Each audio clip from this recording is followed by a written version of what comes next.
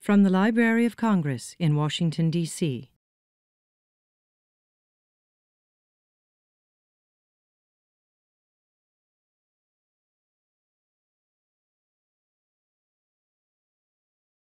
I'm Carolyn Repkevian, and I'm delighted to be interviewing Onnik Dinkjian and his son Ara Dinkjian. And Onnik, I wondered if we could start by you telling us a little bit about your childhood. Well, a little bit about my childhood. Obviously, I was born in France, Armenian parents, and speaking of Dinkjian, his parents from Dinkjian. So that makes me a bona fide Dinkjian per se. I was raised in France, in Paris. At a very young age, I lost my father when I was not quite 1 year old.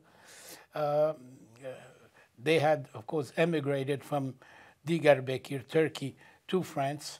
And when I was about 5.5, not quite 6 years old, I lost my mother.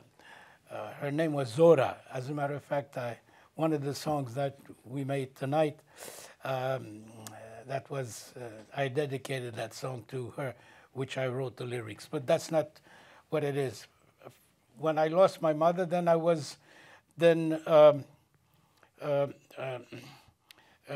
raised by my godfather and godmother. In the Armenian tradition, the godfather and godmother take over the child. That was the rule, the Armenian rule, religious rules. And sure enough, the fact that they didn't have any children either, it made them like a perfect occasion.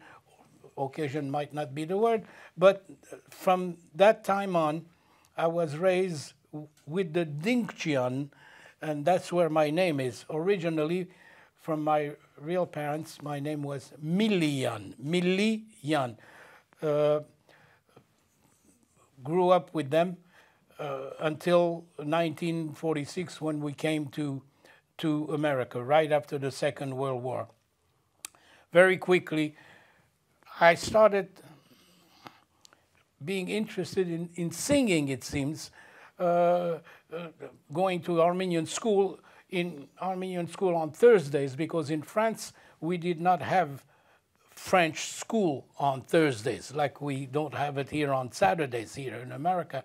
So naturally, I had to go to Armenian school. That was the rule of the house. And in the Armenian school, besides learning how to read, write, and speak, and so on and so forth, music was also part of the thing. You had to learn how to sing. And I loved that part much more than I loved anything else. So I would come home and kind of repeat what I had learned. And that made the beginning of my parents, the Dinkjian, Nishan and Orida Dinkjian, sending me to Armenian church to be part of the choir, if you will. But at that time, I was maybe 7 or 8 years old, all I could do is just go, and according to the choir master, you had to be just listen. It was very serious. So for about 2 years, regardless, I would take 2 subways. I liked the sound of the Armenian choir in that church so much that I couldn't wait for Sunday morning to take 2 subways to go and just sit and watch the conductor, the director. And after he saw that I was interested, so 2 years later, then I became kushosk, meaning on the altar, they give you this, we all know in Armenian, I don't know how to say it in English, but in any way, to follow the choir, you used to use that sound of the thing, and I thought that I was already the biggest singer in the world without even singing at all, but I was part of what was the music. And lo and behold, Kamats, little because I was interested, the choir master would give me a little, a two-line solo, if you will, once in a while. And before he would do that, he would point that it's coming, you know, pointing to me. I would get all kinds of aches, all kinds of things that, oh, I'm gonna do those two lines, and I would be scared, but I would do it all right. And he would point out, okay, you know, you did okay. That continued on, and that's why I continued on singing until we came to America. That's another story after that. Well, keep going. I hope, I hope I'm not talking. No, that's what we want. Well, Please, then coming to America, of course, the first thing you do, the first thing we did is to find where the closest Armenian church was, because I would not do anything on Sundays except going to church, not because of religious thing, not because I've found God, or not because of it, but because I liked the sound of that choir. I thought that was beautiful. So regardless of where we were in Jersey City, as a matter of fact, in New Jersey, made arrangements for my cousins to take me to church the first time, taking the bus or whatever it was, and so on. From there on, every Sunday I could not wait to go to church. By now I'm a definite choir member and I feel like a Pavarotti, because I'm part of a choir. As luck would have it, the choir master was Dikranagersi. Another little story, because the first time when I went to that church, and I was greeted by the choir master, and he said, "Where are you from?" So the way he asked me that question, that one word that he asked, I heard right away that he was a Dikranagersi child, you know, he himself. So he says, "Are you Dikranagersi or Diyarbakirsi?" You know, we would normally in Armenian say "ayo," you know, but the fact that I was grown up by Dikranagersi family, I didn't say "ayo," I said "ha," meaning yes, and that "ha" made the bond with me being one of the singers in that church. And of course, after singing a little here and a little there, one thing led to another. If there was some kind of a ladies' auxiliary, a tea party or something, they would say, "Oh, if that boy could come and sing, you know, it would be nice," and so on and so forth. And I knew quite a few Armenian songs that from France already, so I repeated that, and that started, if you will, one thing led to another, and so on, and I started singing pretty much here and there, weddings and dances and what have you, and voila. And after that, it's history, I guess. I don't know what else to say. So from the Ladies Guild, the Women's Guild at the church, yes, you were singing these folk songs. Yes. Were you singing by yourself? Did you have... Yes, at the very beginning, just by myself. No accompaniment, no nothing. And I realized that by now I'm listening to the radio, and we're talking 1946, you know, and it's new, and I figured, oh, I like that piano. Maybe I should, and I really don't remember how it started, but there was a lute player in New Jersey, and somehow, again, from Dikranagersi's family, because in Union City at that time, all the Armenians that lived in Union City were somehow, their parents and grandparents were from Diyarbakir, meaning Dikranager. And so was my family, and it became very natural. I was very comfortable with these people, and this particular guy was playing. So this one time we got together, and I thought I liked it, and before you know, we added maybe a clarinet. Before you know, at that time there was no guitars, you know, so it was really a clarinet and oud, and that progressed into some other things.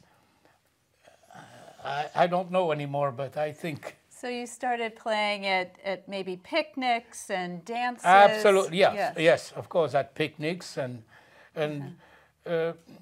one little thing I remember very well that made me very proud is that in Union City in 1948, or was it 1940? I think it was 1948. There was a hall called the Armenia Hall. It was a place where all the Armenians would throw dances, would throw théâtrans and dinners and what have you. And they had a mortgage,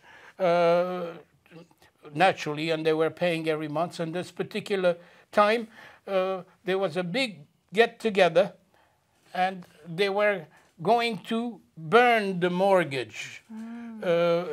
I don't know how much that was left, but even though we had just came from France, my parents decided we should all go and contribute as little as we can, because we had just started to work, you know, coming to America, new language, new country. So we went, my sister and I and my father and by now it's obviously my father and mother. We went and we sat among a couple hundred people, and they started asking for money in order to burn the mortgage.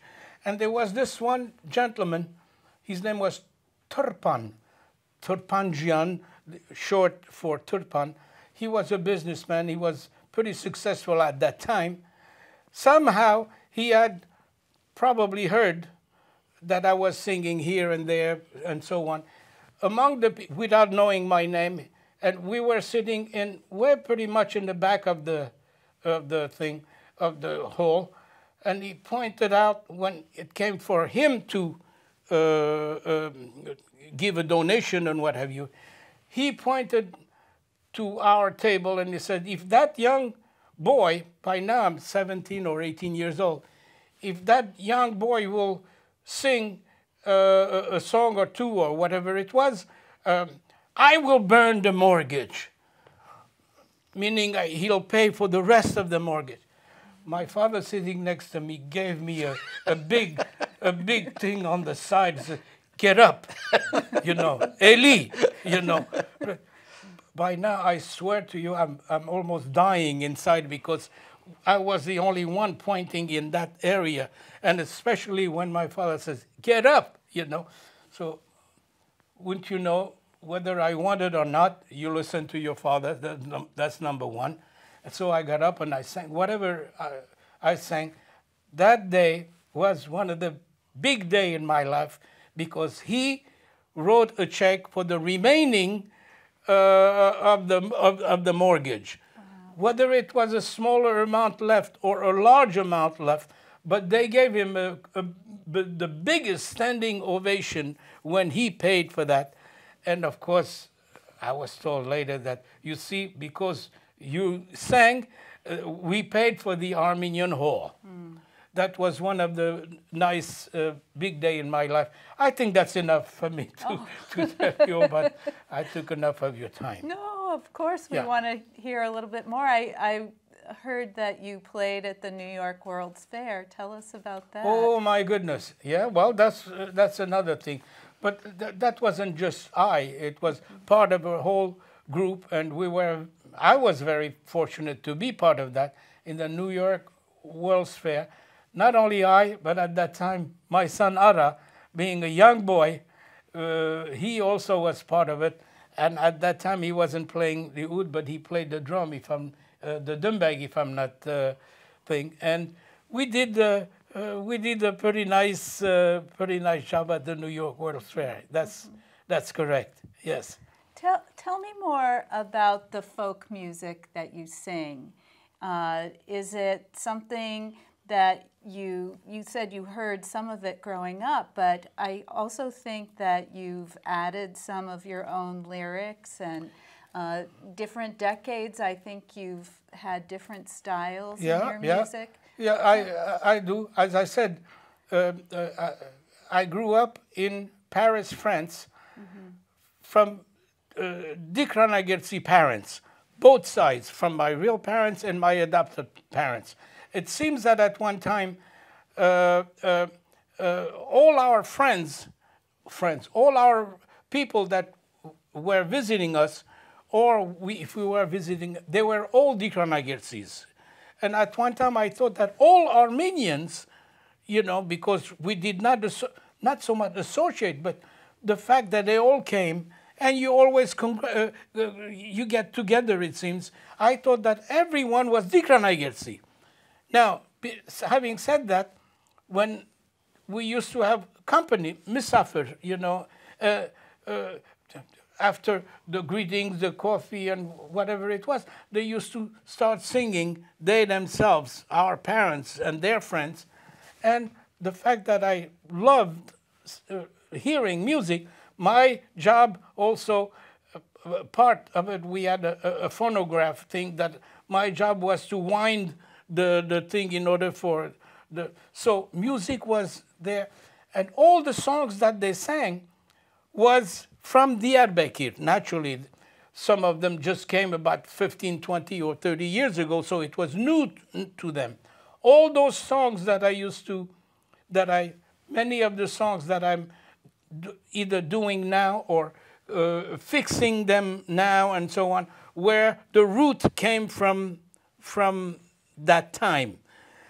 And each one of them had a story. Each song had a story. It was something about maybe a wedding. How did they prepare to go to a wedding? Or especially the parnik, the bathhouse. In the old country, you used to go, according to what I hear, once a week to a bathhouse.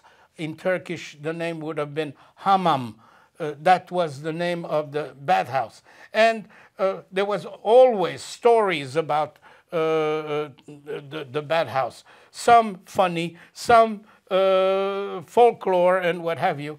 And as a matter of fact, on one of them, which I copied, and I arranged the lyrics to fix the music, was I think, if I'm not mistaken, we did that one song tonight.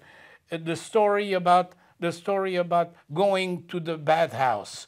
It says like, oh, today is Saturday. It's time to go to the bathhouse, and you go to the bathhouse with a futa, something you put around you, but I must say that the bathhouse was a big, enormous room, and every 5 feet or 6 feet there would be some kind of a sink, which you would open cold and hot water, and on a bench you would sit in front of that and bath with some kind of a tass. You know, you put water, and I would go with on Saturdays. They would go until 6 o'clock, the ladies, and after that the men used to go. I used to hear that, so I arranged it. Of course, the first time when I went with my mother, and the fact that I have always been short, and I was obviously at 7, 8 years old, I still went with my mother, if you will, you know. So after the bath, I would come home, and then the men would go. Before the men went, my father would say, "Doras, Hosegur, my son, come here. I have a question to ask you." So, "Ayo, Baba," you know, "Yes, what is it?" He would say, "Did you see any little birds there?" I said, "Baba, there's no birds in the bathhouse. Everything is, you know."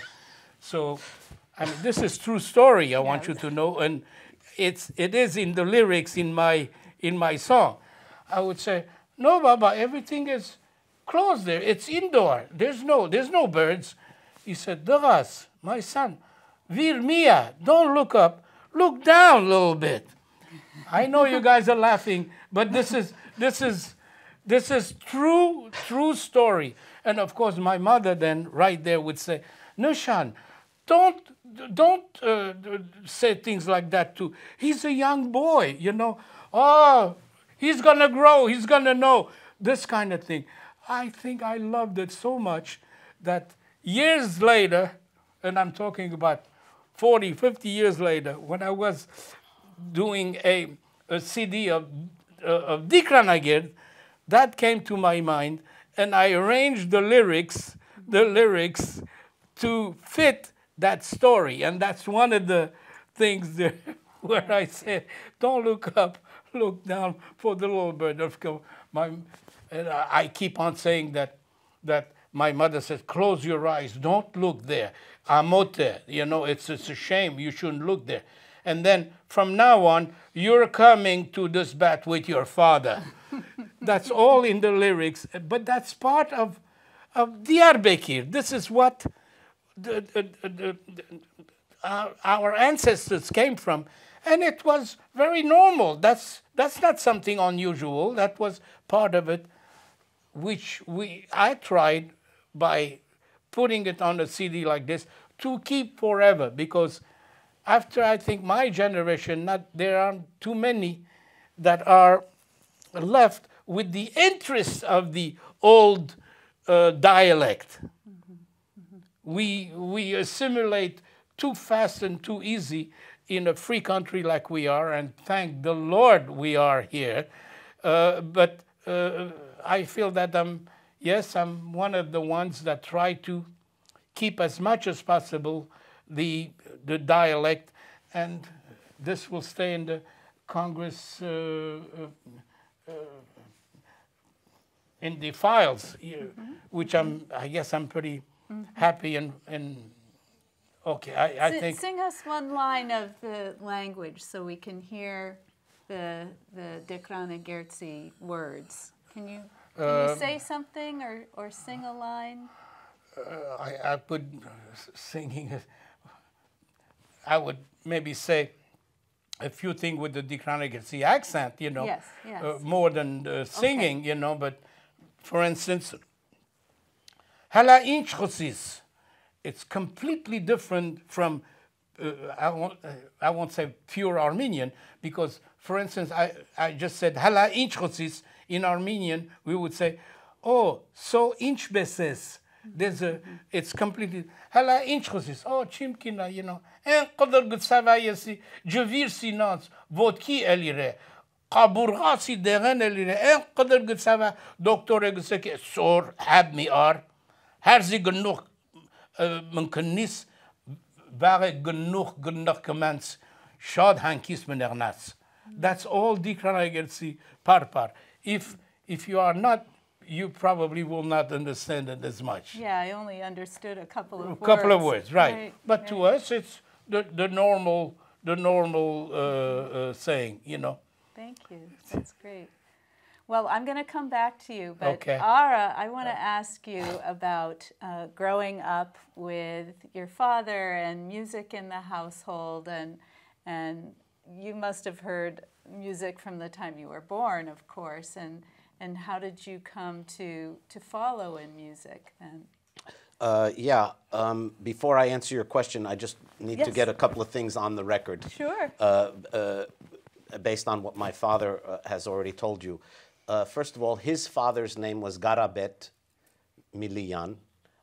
The choir master in France was Nushan Sirkoyan, who was originally from Istanbul. And the choir master, his Dikranagirtsi blood brother that he met at 27th Street Cathedral in New York, was Armen Babamyan. These are three very important men in my father's life story. I just wanted to get that out there. Yes. And just to continue the thought, my father is the most important man in my life.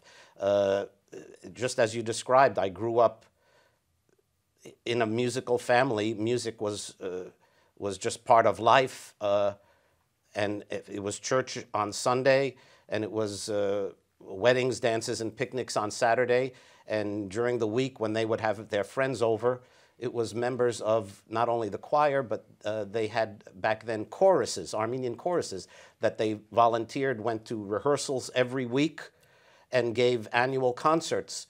And they didn't use babysitters back then, so they would take my sister and I to these rehearsals, and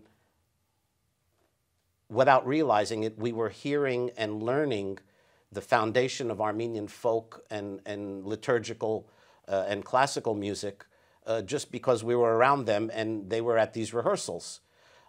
So, yeah, how lucky am I, you know, to have him.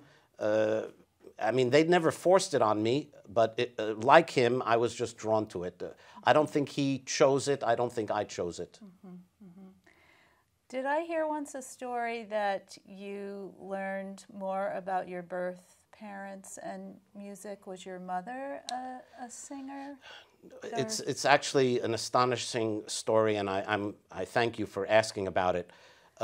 As my father told you, he died. His father, his biological father, died when he was 1, so he has no memory of him whatsoever. Mm-hmm.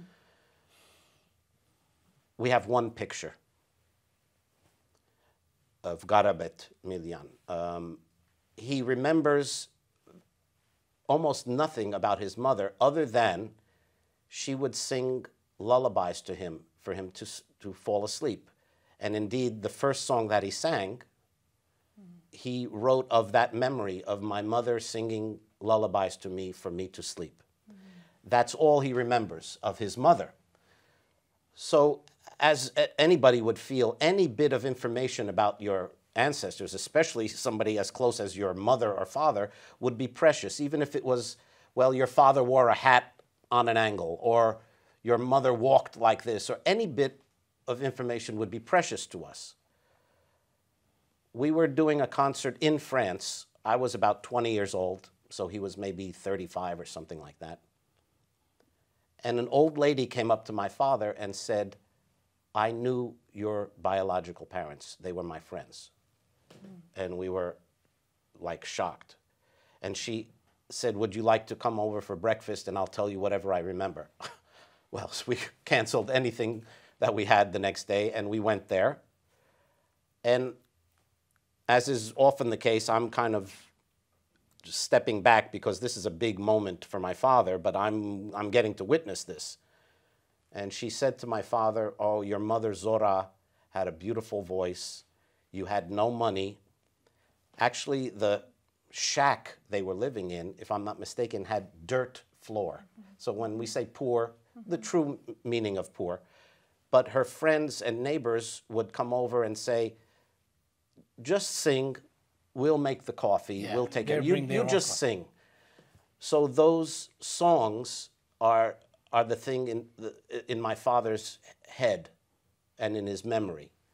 So that confirmed his memory of his mother. It solidified his memory. Then she said to him, "And your father played the oud."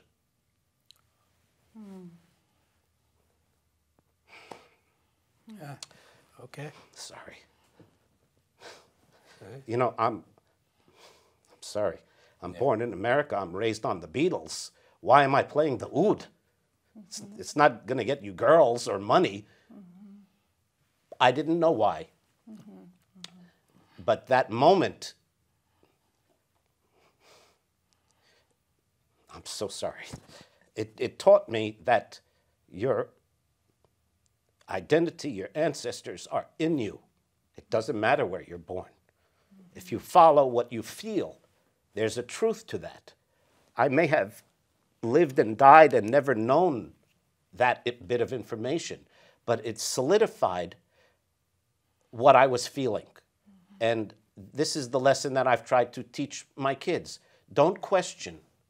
If you like that food, or you think that girl is pretty, or you want to do this for a living because it's what you feel, you have to trust that. And that dear old lady gave me the gift of my life because I never stopped after that. That's amazing. You must remember that time too. Yeah. Yes, yes.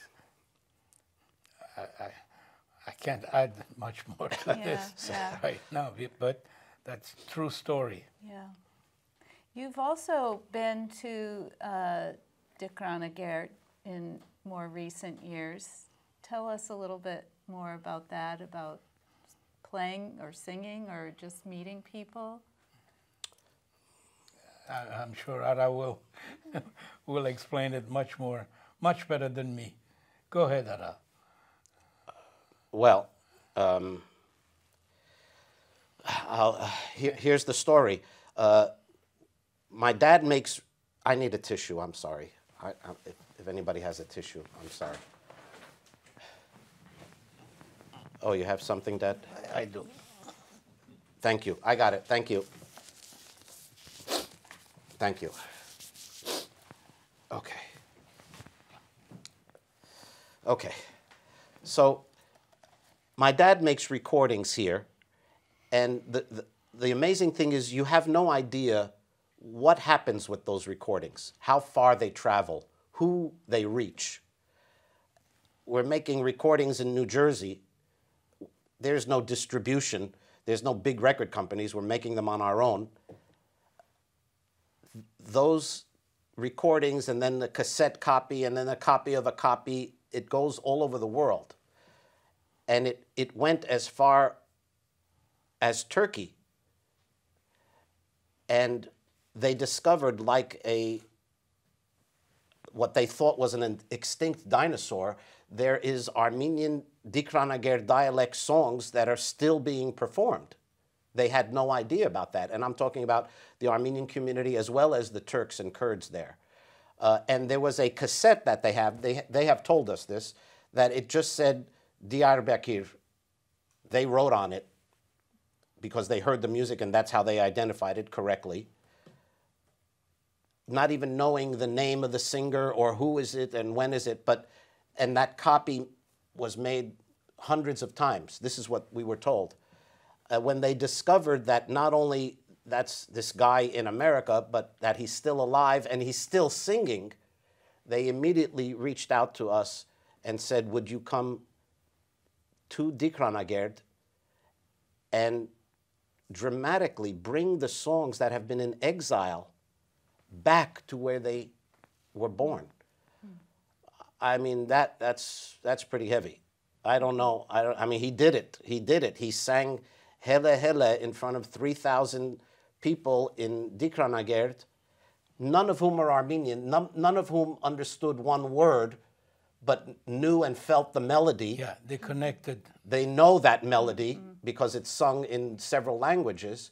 But my father, by being there and singing it authentically, was in essence saying, we were here. That was something to witness.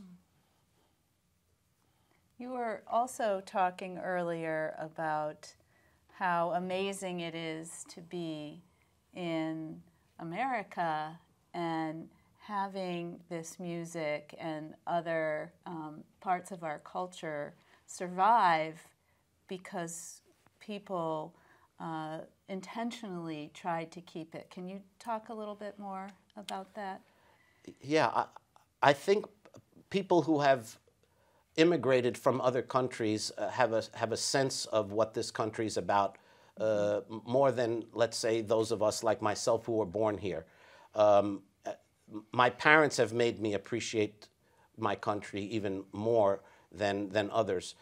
And specifically, I think I was mentioning it to you that each of these villages or cities in the old country had their one dance. But as a result of the genocide in 1915, as the survivors and witnesses started to immigrate, you know, the path was something like Syria, Beirut, France, America. You know, many of them took that route. They started to gather at various pockets of America, mostly the Northeast to begin with, And they had with them, of course, their dialect. And Dikranagir is not the only dialect. Each one of them had their dialect, of course, and their dance and their way of preparing the food and their way of dressing. And they retained that.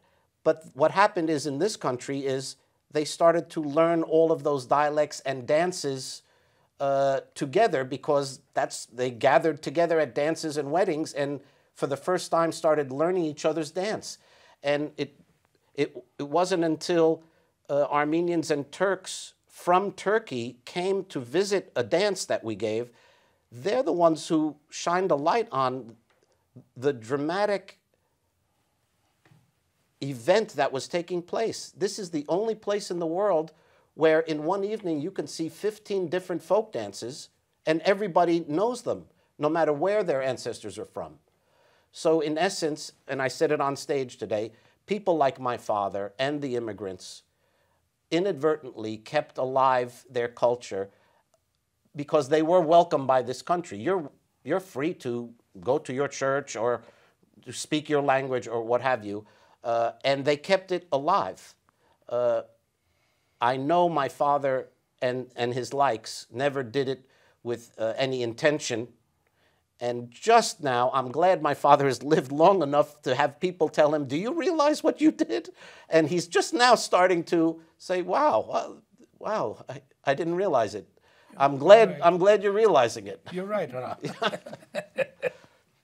Yeah. Well, Onnik, I'm going to turn back to you. Go ahead. You've inspired, I think, a lot of Armenian music, in this country at least. And you've certainly taught Ara the music and probably other people as well. I wondered what you hope for the future of this music, our culture. Tell me what you're thinking about and hoping for. What do I think and what do I hope? As a matter of fact, today after the concert, when we were visiting with some people they were congratulating us and so on, there was at least 2 or 3 families with little children, you know, some 7, 8, 10 years old. I don't know if you saw them. If you saw all that. Yeah, yeah. And they what I liked very much is that 2 or 3 of them had a CD in their hand, and with their eyes wide open, can you sign? And one of them, the youngest one, I know, I hear your songs. I like your songs. I hear like. That's the future. If I unknowingly did what I thought that what I was doing, it's because I liked it without knowing that I was influencing some people that had young ones like that, and through music, through CDs, through cassettes and what have you, playing it in their home, made some interest to those little ones. I'm 89 years old. I don't know how long will I be alive, but it seems to me that if I made some little ones interested enough, I think I accomplished through music. A little side story, speaking of little ones like this, I knew this family from Providence, Rhode Island. They had this little boy. I didn't know this, but my granddaughter, Arev, said, there is a little boy in Providence, Rhode Island, that loves to play the dumbeg, the drum, the Armenian drum. And my granddaughter is asking, if you have an extra one, I'd like to give, to this boy here. So, as a matter of fact, we all have extra musical instruments. And so I gave it to my granddaughter, which in turn she gave it to this little boy. So about a year or so after, I was engaged to do some a concert or whatever it was in Providence, wouldn't you know that this husband and wife and this little boy came without me knowing about them. So after the concert, they came by the stage with this little boy, and they introduced themselves, and they said, I want you to know that this is my son, and he's the one that you gave the thing, you know, the dumbag to. Oh, I fed him the ras, you know, you like it? Yeah, I love it. And he's looking wide-eyed like this, and like, so I said, well, do you play it, you know? He says, no, because I had signed it. I had autographed it, you know, on the skin. He said, no. I said, I don't understand. The ras, you know, play. I said, no, I don't want the name to be. You ask me what's the few. If I did a little thing like that through music, not me, through the sound that they must have liked and enjoyed, I accomplished what I think that I unknowingly was doing. Yeah, that's wonderful. Yeah. Voila. Well, before we finish today, I just want to ask, are there any stories that you want to tell that I didn't ask you about, or any other things that you'd like to say? There's 1,000,001 stories, but I just want to say that you have to take your hat off to the Library of Congress for recognizing the value of people like my father and this dialect. And by the way, I don't understand the dialect. In the house, he did not speak that dialect because my mother is not Dikrana Gersi. She's Kharpersi. So he would only speak that when he was with his fellow Dikrana Gersis. And with my sister. I know it's a very animated and exaggerated kind of thing. And like you, I got maybe 10 or 15, 20% at the most. So I don't even understand it. But the Library of Congress has apparently recognized the danger of extinction, and to document my father singing these songs, speaking this dialect, and for that we are eternally grateful. Well, thank Bravo. you. Thank you Well both said, very much, bravo. and thank you to the library as well. Thank you. This has been a presentation of the Library of Congress. Visit us at loc.gov.